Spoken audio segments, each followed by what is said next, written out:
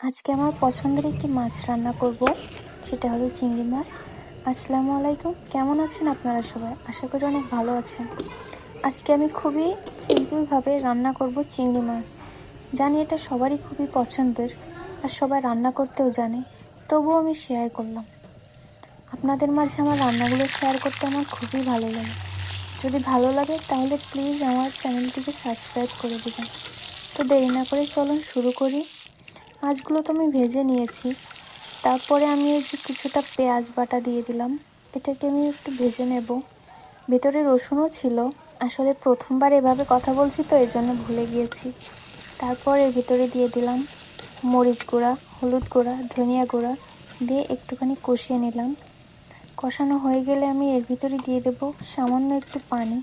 সেটা শুকিয়ে গেলে তারপরে দিলাম একটুখানি চিনি। আর আমার এই যে চিংড়ি মাছের বড় বড় ডাঁটাগুলো ছিল সেগুলো দিয়ে চিংড়ি মাছটা দিয়ে একটু কষিয়ে নেব।